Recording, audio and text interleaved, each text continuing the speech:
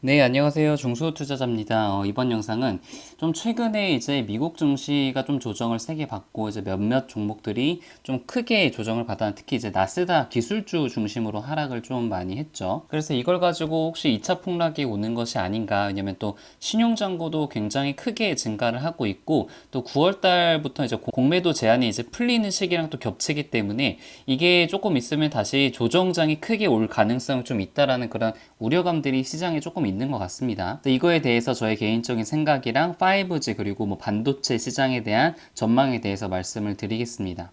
일단 나스닥 같은 경우 그 지난 목요일 날이 한 2% 넘게 좀 빠졌었고, 그리고 금요일 날 같은 경우가 한 1% 가까이 좀 빠졌어요. 그래서 지금 현재 21선을 조금 깬 상태고, 지금 실적 대비해가지고 너무 기대감 그리고 유동성과 저금리 때문에 많이 올라간 그런 측면이 있기 때문에 어떻게 보면은 지금 고점에 대한 부담감은 상당히 많이 작용되는 그런 시점인 것 같아요. 특히 이제 인텔이 16%나 이제 하락을 했는데, 뭐 아시는 분들은 다 아시겠지만 이제 인텔에서 7나노 CPU를 만들어야 되는데 이게 이제 생각보다 수율이 나오지 않기 때문에 한 6개월 정도 딜레이 됐다는 그런 기사가 나오면서 인텔의 주가가 엄청나게 많이 빠졌습니다. 반면에 이거에 대해서 이제 반사 이익을 볼 수 있는 그런 기업이 AMD 같은 경우는 이제 크게 상승을 했죠. 그래서 사실상 뭐 PC나 이제 서버 쪽에 대부분의 CPU를 납품하는 인텔이 이렇게 많이 하락을 했기 때문에 필라델피아 전반적인 지수 자체가 좋지 않았고, 마이크론 테크놀로지도 주가가 거의 한 5% 가까이 좀 빠졌었죠. 그래서 이것 때문에 다음 주 이제 월요일 시작이 됐을 때 반도체 주가에 상당히 안 좋은 그런 센티멘트를 좀 작용할 가능성이 상당히 큰데, 그래서 이게 뭐 완전히 안 좋은 부분만 있는 것이 아니라 여기도 보시게 되면은 인텔이 이제 7나노 CPU를 개발을 하지 못한 이유 중에 하나가, AMD 같은 경우는 여기서는 이제 설계만 하고 실제로 만드는 파운드리 쪽은 TSMC가 다 이제 담당을 하기 때문에 지금 5나노까지 거의 이제 와온 단계가 AMD의 어떤 경쟁력이란 말이에요. 근데 인텔 같은 경우는 어떤 자신들의 그런 어떤 기술력을 좀 보호하기 위해서 이런 파운드리 사업도 뭐 다른 뭐 TSMC나 삼성전자에 주지 않았는데, 현재 이렇게 기술 격차가 다른 기업이랑 나기 시작을 하기 때문에 기술이 더 이상 뒤처지면은 좀 큰일 날 수도 있다라는 그런 위협이 들 수밖에 없는 상황이란 말이에요. 그래서 삼성전자가 오히려 조금 반사 이익을 볼 수도 있는 그런 상황인 것 같습니다.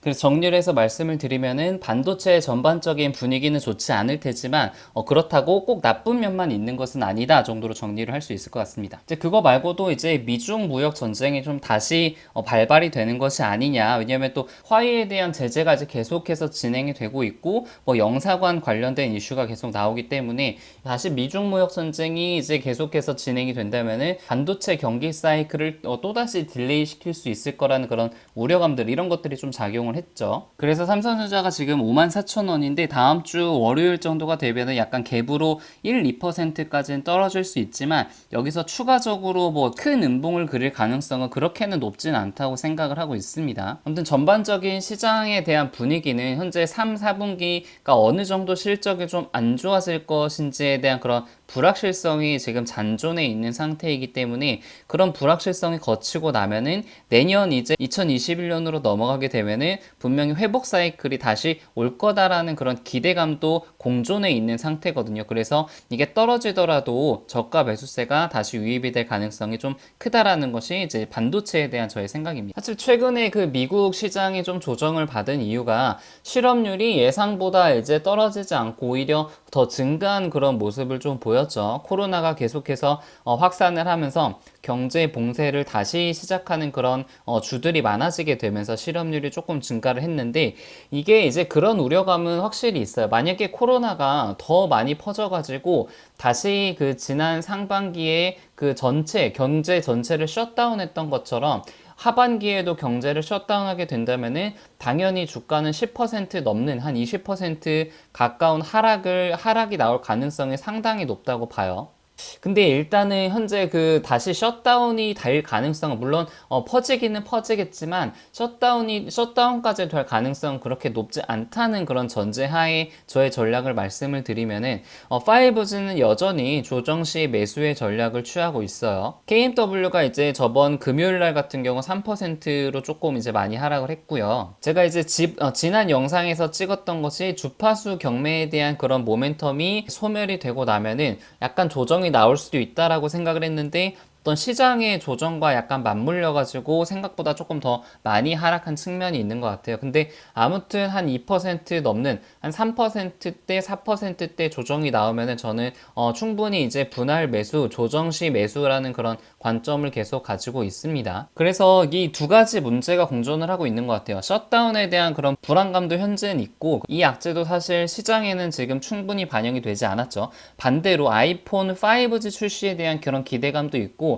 5G가 올해 상용화가 돼야 되기 때문에 지금 버라이즌, AT&T 이런 기업들에서 5G 투자를 올해 할 수밖에 없다라는 것이 이제 긍정적인 측면이에요. 그래서 이 두 가지를 좀 무게를 재봤을 때 시소를 태워봤을 때 저는 이 아이폰 5G 출시 그리고 이거에 따른 5G 투자 증가를 조금 더 무게를 더 많이 두고 있기 때문에 저는 지금 5G를 계속해서 투자를 하고 있습니다. 그래서 만약에 다음 주에 시장 조정이 조금 더 세게 온다면은 KMW 기준으로 6만 원대까지 내려올 수도 있고 더 심하게는 한 6만 원 초반까지 내려올 수도 있겠죠. 근데 만약에 이렇게 내려오더라도 결국에는 다시 가장 빨리 반등할 거라고 생각을 하고 있고 여기까지 내려온다면은 마찬가지로 계속해서 분할 매수의 관점을 가지고 있습니다. 카카오가 정말 좀 아름답게 지금 21선에서 딱 지지를 받고 이제 반등을 했는데 35만 원을 일단 터치를 하고 조정을 받았습니다. 그래서 좀 당분간은 이 30만 원 초반에서 30만 원 중반대